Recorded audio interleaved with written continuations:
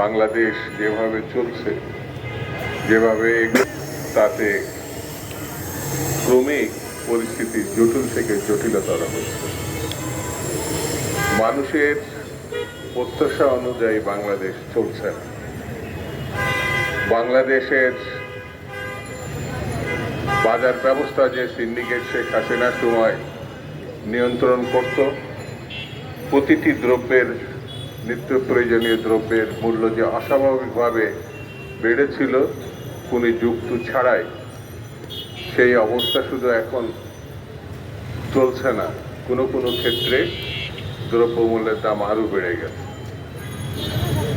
আমি এই অবস্থান ধর্মঘট থেকে সরকারের কাছে দাবি জানাচ্ছি, দ্রব্যমূল্য নিয়ন্ত্রণে কার্যকর ব্যবস্থা গ্রহণ করে, যাতে দ্রব্যমূল্য কমে এবং সাধারণ মানুষ,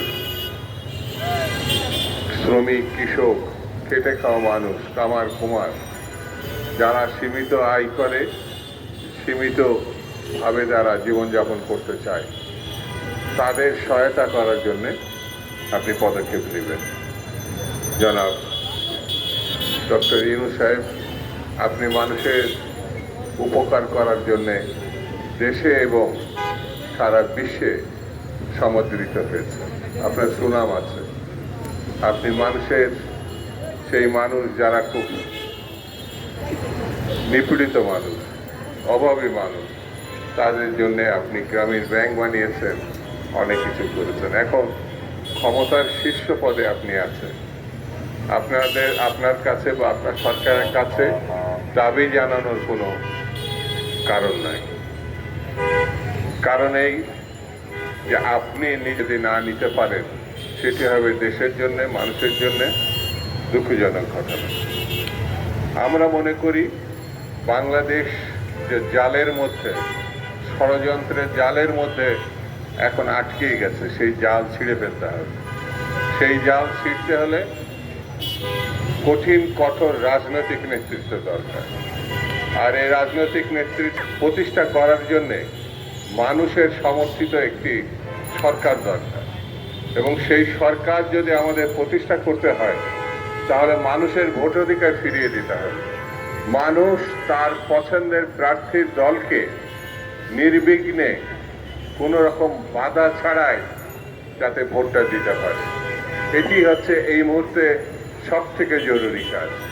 কেন জরুরি কাজ? কোনো সরকারের পিছনে যদি জনগণ থাকে, দেশবাসী থাকে, তাহলে পরে সেই সরকারের পক্ষেই কঠিন স্তর থেকে কঠিনতর সিদ্ধান্ত গ্রহণ করা সম্ভব এবং সেটি কার্যকর করা সম্ভব। এখন যে সরকারটি আছে, বিভিন্ন রাজনৈতিক দল সমর্থন করেছে বটে, কিন্তু এই সরকারের কাছে প্রত্যাশিত ফল না পাওয়ার কারণে অন্যান্য রাজনৈতিক দল এখনো এই সরকারকে কাঁধে করে নিয়ে চলছে।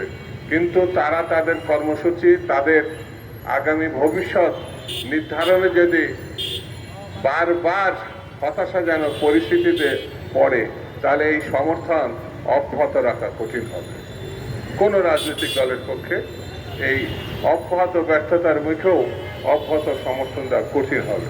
সেই জন্য আমি মনে করি যত দ্রুত সম্ভব ভালো নির্বাচন করার জন্যে যে সংস্কারগুলো অতি প্রয়োজনীয়, সেই সংস্কারগুলো সম্পন্ন করে একটি ভালো নির্বাচনের আয়োজন করা। আমাদের নেতা জনাব তারেক রহমান, বিএনপির অ্যাক্টিং চেয়ারপারসন, স্পষ্ট করে বলেছেন, একেবারে প্রকাশ্যে বলেছেন, নির্বাচন এবং সংস্কারের ভিতর কোনো সংঘাত নাই।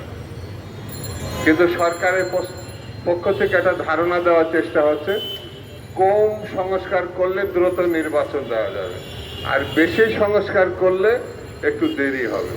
কম বেশির ব্যাপার না, সংস্কার কি করবেন সেটাই তো এখন স্পষ্ট করে বলেন না। সংস্কার চলমান একটি প্রক্রিয়া, এটি যতদিন পৃথিবী থাকবে, দেশ থাকবে, ততদিন আজকের যে সংস্কারের বিষয়টি, কালকে তা পরিবর্তন করার প্রয়োজন দেখা দিতে পারে, অথবা এটা এগিয়ে নেওয়ার জন্য নতুন পদক্ষেপ নেওয়ার প্রয়োজন পড়তে পারে। সেই জন্যে সংস্কারের সঙ্গে কোনো রাজনৈতিক দলের বিরোধ নাই, সরকারের সঙ্গেও রাজনৈতিক দলের বিরোধ নাই, এমন একটি চমৎকার পরিস্থিতিতে আমরা কেন দেশটাকে ভালোভাবে পরিচালনা করতে পারবো না? এটি হচ্ছে মুখ্য বিষয়। 2 নম্বর হচ্ছে বাংলাদেশের আশেপাশে অনেক শক্তি আছে যারা বাংলাদেশের স্বাধীনতাকে বিপন্ন করেছে, যারা বাংলাদেশকে অন্যের দেশে দাসত্বে বন্ধনে আবদ্ধ করতে চেয়েছিলেন। তারা এখনো সক্রিয়, তারা এখনো খুনের জন্য আফসোস করে না, লুটপাটের জন্য তাদের কোনো তারা লজ্জাবোধ করে না। খুন এবং লুটপাটের জন্য যারা কুণ্ঠিত না, যারা লজ্জিত না, তাদেরকে এখনো রক্ষা করতে হবে, এটা তো কোনো অর্থ নাই। কিসের জন্য রক্ষা করতে হবে?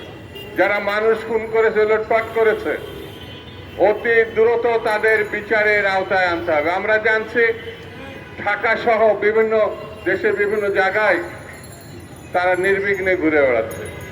কোনো জায়গায় আন্দোলনকারী শক্তিদের উপরে তারা আক্রমণ করছে, কোনো জায়গায় প্রশাসন এবং আইন শৃঙ্খলা বাহিনীর সঙ্গে তারা জোটবদ্ধ হয়ে আন্দোলনকারীদের ব্যাপারে মামলা মোকদ্দমা করছে।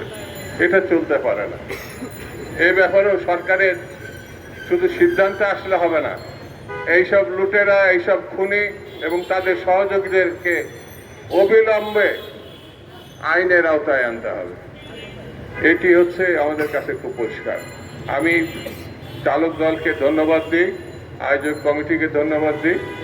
আগামী দিনে যেমন অতীতে আপনারা গণতন্ত্রের সপক্ষে কাজ করেছেন, নির্যাতন ভোগ করেছেন, জেল খেটেছেন, তারপরও দৃঢ়তার সঙ্গে দাঁড়িয়েছিলেন, আগামীতেও একটি গণতান্ত্রিক সরকার প্রতিষ্ঠার আগ পর্যন্ত বিরতি দেওয়া যাবে না। রাজপথে থাকতে হবে, ঐক্যবদ্ধভাবে থাকতে হবে।